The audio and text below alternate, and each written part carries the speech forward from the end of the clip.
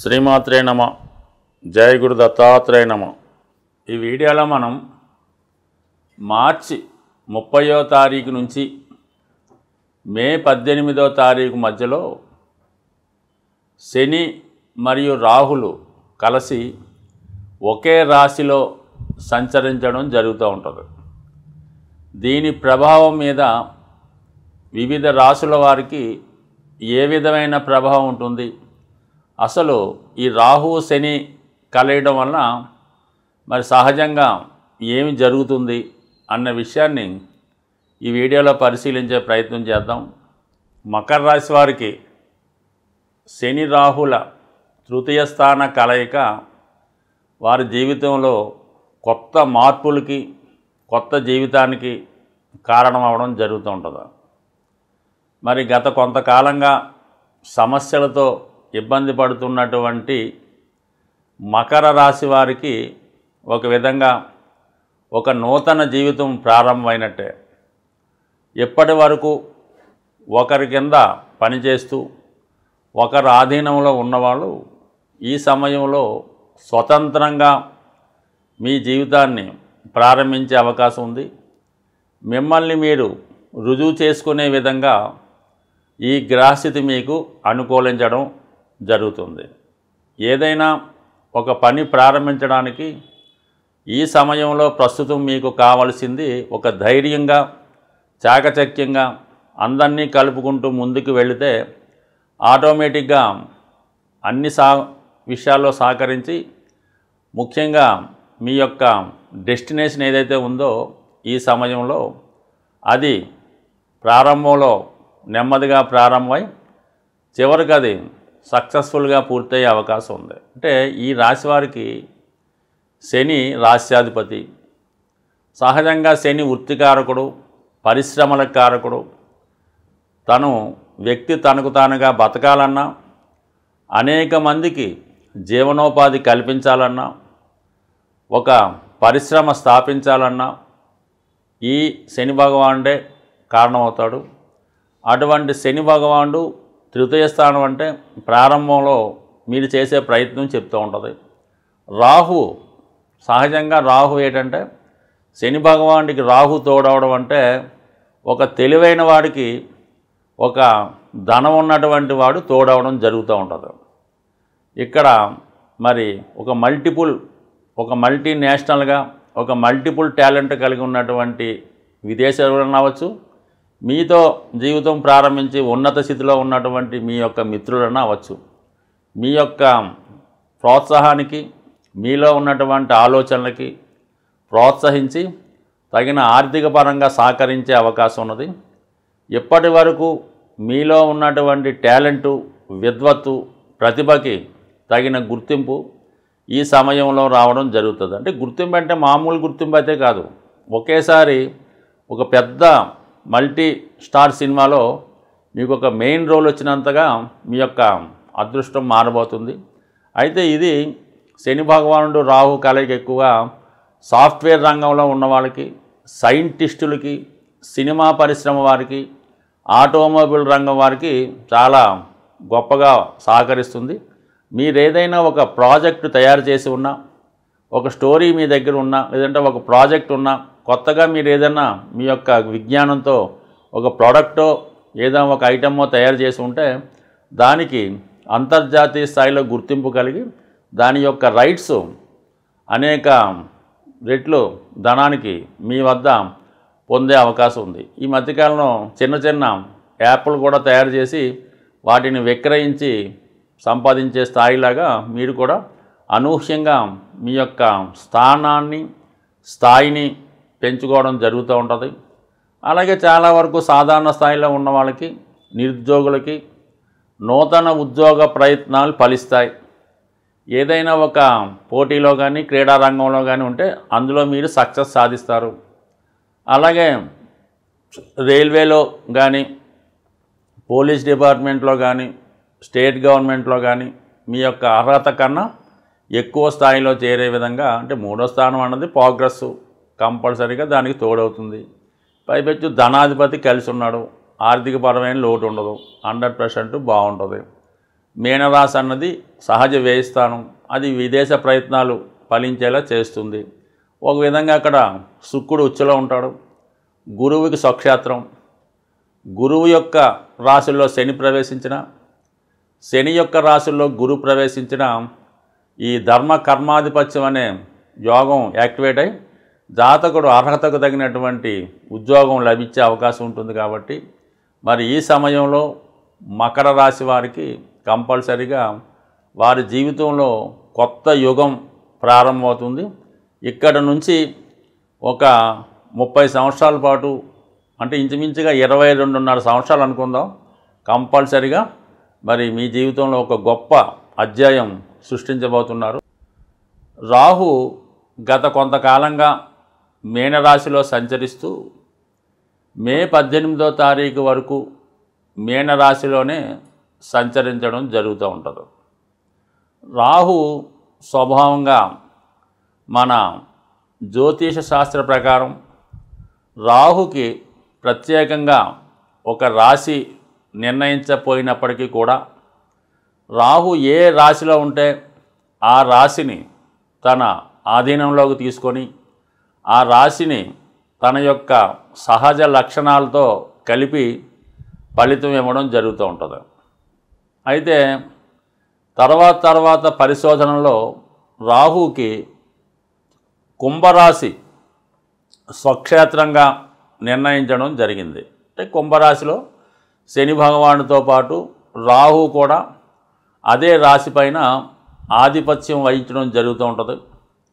అలాగే ఉచ్చ రాశులుగా మరి వృషభ రాశి కొంతమంది ప్రకారం, మిథున రాశి కొంతమంది ప్రకారం నిర్ణయించడం జరుగుతుంది. అయితే ఏంటంటే ఈ రాహుకి ప్రధానంగా 3 గ్రహాలు మిత్రగ్రహాలు అవటం వల్ల శని రాహు ఈక్వల్ అని కామన్గా చెప్తూ ఉంటారు.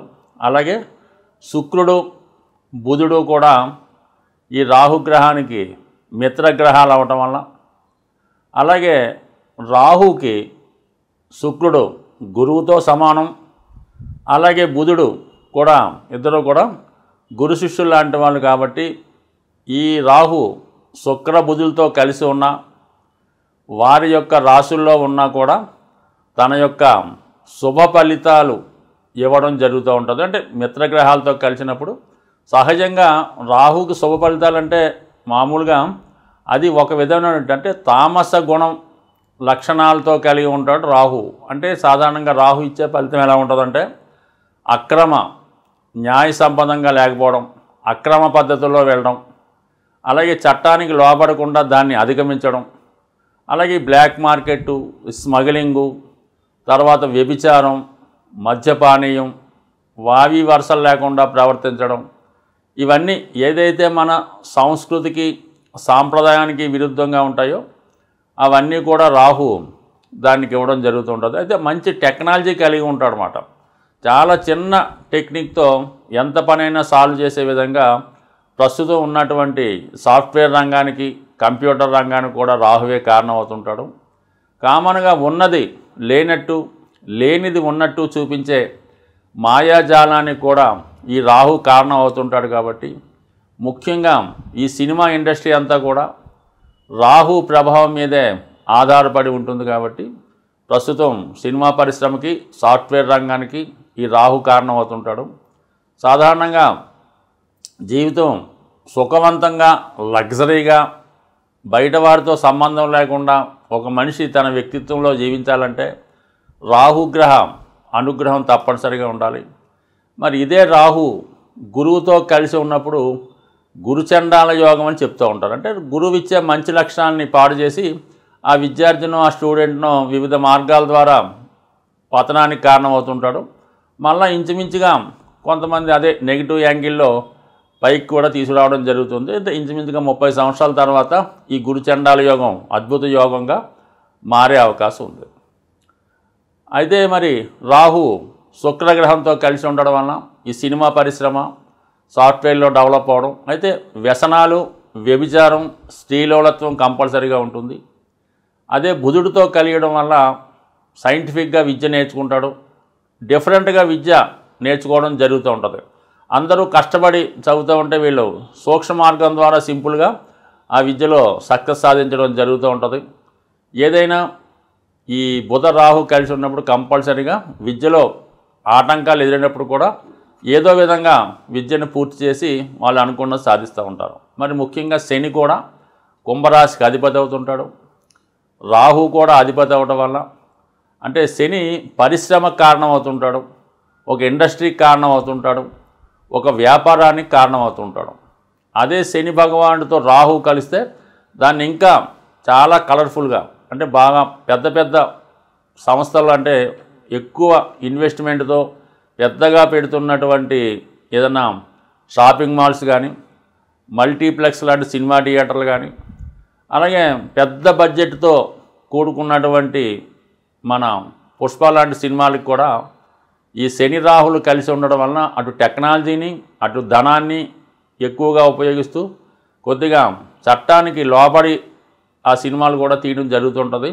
మొత్తం మీద ఏంటంటే హై బడ్జెట్ చిత్రాలకి పెద్ద పెద్ద పరిశ్రమలకి అలాగే సాఫ్ట్వేర్ రంగంలో బాగా ఇంప్రూవ్మెంట్కి అలాగే కష్టపడకుండా కొద్దిపాటి శ్రమతో నెలకి 10 లక్షలు 20 లక్షలు సంపాదించినటువంటి ఉద్యోగస్తులకు కూడా రాహు కారణం అవుతుంటాడు. శని రాహులు మిత్రగ్రహాలు అవటం వల్ల రెండూ కూడా కుంభరాశి ఆధిపత్యం వహిస్తూ వాటికి ధనస్థానం అయినటువంటి మన మీనరాశిలో కలిసి ఉండడం అన్నది ఇది కొత్తగా ఇండస్ట్రీ స్థాపించాలన్నా తనను తాను ఇంప్రూవ్మెంట్ చేసుకుంటూ తన టాలెంట్ను రుజువు చేసుకొని ఎక్కువ ఫైనాన్స్ సౌకర్యంతో ఏదైనా ఒక పరిశ్రమ స్థాపించాలనుకున్న వాళ్ళకి, వ్యాపారం చేద్దామనుకున్న వాళ్ళకి, ఒక సినిమా తీద్దామనుకున్న వాళ్ళకి అంటే ఒక ధైర్యంతో కోటాను కోట్లు ఇన్వెస్ట్ చేసే పరిశ్రమలకి వ్యాపారానికి కూడా ఈ 2 గ్రహాలు కారణం అవుతున్నాయి. కాబట్టి మరి ఈ రాబోయే మార్చి 30వ తారీఖు నుంచి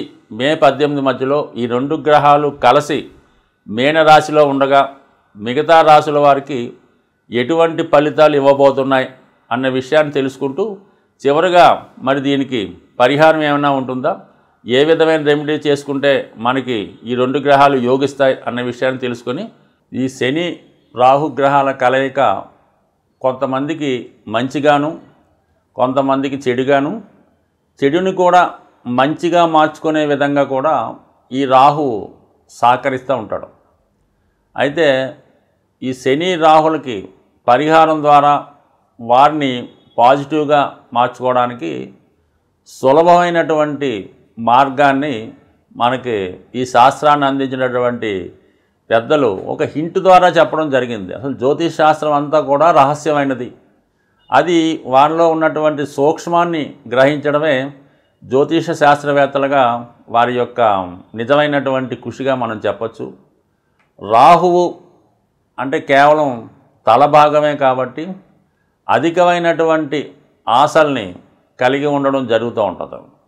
శని భగవానుడు ఏంటంటే ఒక క్రమశిక్షణతో కూడుకున్నటువంటి గ్రహం, బాగా డిసిప్లిన్గా ఉంటూ నేర్చుకునే గ్రహం కాబట్టి ముఖ్యంగా ఈ శని రాహులకి ఈ మనం పురాణాలు పరిశీలించినప్పుడు ఎక్కువగా ఆంజనేయ స్వామిని కనెక్ట్ చేయడం జరుగుతూ ఉంటుంది. అంటే ఎవరికి ఎప్పుడు ఏ ఆపద వచ్చినా కూడా ఆంజనేయ స్వామి వచ్చి దాన్ని రక్షించి మళ్ళా ఆయన అక్కడితో ఆయన పోర్షన్ కంప్లీట్ అవ్వడం జరుగుతూ ఉంటుంది.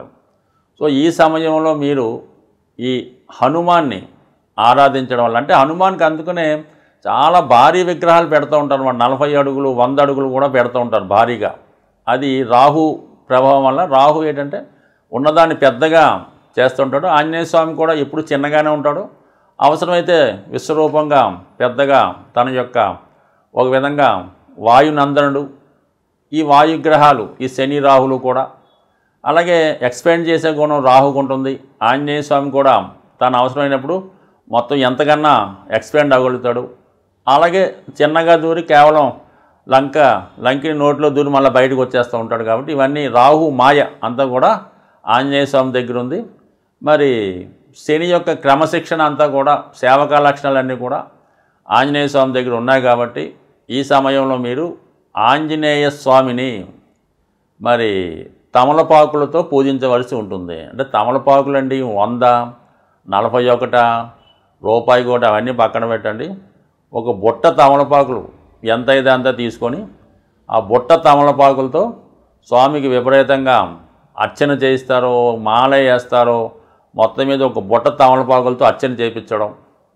మరి రాహుకి మినువులు కారణం కాబట్టి వడమాల అంటే మినువులతో చేసినటువంటి వడమాల ఒకటి తయారు చేసి, అంటే మామూలుగా ఒక 108 కాకుండా ఒక 1008 వచ్చేలాగా విశేషంగా వడమాల తయారు చేయించి స్వామికి అలంకరించి ఇవన్నీ కూడా గుడిలో పంచిపెట్టడం వల్ల నిరంతరం హనుమాన్ పూజ చేసుకోవడం, హరినామ స్మరణ చేసుకోవడం, ఇవన్నిటితో పాటుగా ఆ జగజ్జనని అమ్మవారు అంటే దశమహావిద్యలు వారి జోలికి ఏమీ వెళ్లకుండా కేవలం కనకదుర్గ అమ్మవారు అంటే ఎవరినైతే రాక్షస సంహారం జరిగిందో ఈ చండీ హోమంలో ఈ అమ్మవారి యొక్క విశేషంగా చెప్పడం జరుగుతుంటుంది.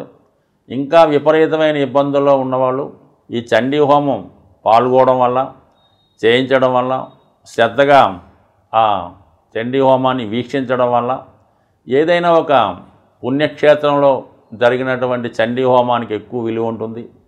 అలాగే ఏదైనా ఒక పవిత్ర దేవాలయంలోనో ఒక గోశాలలోనో చేస్తున్న దానికి ఎక్కువ విలువ ఉంటుంది. మరి కొంతమంది అవకాశం ఉన్నవాళ్ళు దాన్ని భరించగలిగే శక్తి ఉన్నవాళ్ళు అంటే పూర్తిగా ఉంటేనే మీరు ఈ చండీ హోమాన్ని మీ యొక్క గృహంలో చేయించుకునే ప్రయత్నం చేయండి. దానికి తగు విధంగా అంటే చండీ హోమం మీ ఇంట్లో చేస్తున్నారంటే అదేదో తూతు మంత్రం అని మాత్రం మీరు అనుకోవద్దు. సమస్త దేవతలు మీ గృహాన్ని విచ్చేయడం జరుగుతూ ఉంటుంది. మరి ఆ వచ్చినటువంటి దేవతలకి మరి ఆ హోమంలో అన్నీ సరిగ్గా సమర్పించవలసి ఉంటుంది. చేస్తున్నటువంటి హోమాన్ని చేసినటువంటి అధికారులు కూడా కరెక్ట్గా దాన్ని నిర్వహించవలసి ఉంటుంది. కాబట్టి బాగా సౌకర్యాలు ఉంటూ పెద్దగా మనం చేయించగలం అంటేనే చేయించుకోండి. లేని పక్షంలో ఏదైనా దేవాలయంలో చేస్తుంటే అందులో మీరు పార్టిసిపేట్ చేసుకోండి. ఈ విధంగా చేసుకొని ఎక్కువ సమస్యలు ఉన్నవారు మామూలుగా నిరంతరం ఆంజనేయ స్వామిని పూజించుకుంటూ అప్పుడప్పుడు తమలపాకులతోనూ వడమాలతో పూజ చేయించుకుంటూ చక్కగా మీరు ఈ రాబోయే ఈ 50 రోజుల్లో ఏదో ఒక రోజు చేసుకొని చాలు. అవకాశం ఉన్నవాళ్ళు కంపల్సరీగా ఆ ఫలితం మీకు నిరంతరం అంటే రాహువు అనుగ్రహం ఇచ్చాడంటే చాలా సూక్ష్మంగా చాలా తొందరగా ఎక్కడికో తీసుకెళ్ళడం జరుగుతూ ఉంటుంది. అదే ఆగ్రహించాడు, కోపగించాడంటే మనిషికి చాలా చెడ్డ పేరు వస్తుంది. పూర్వకాలంలో ఉన్నటువంటి భయంకరమైన వ్యాధులకు కూడా రాహువే కారణమవుతుంటాడు.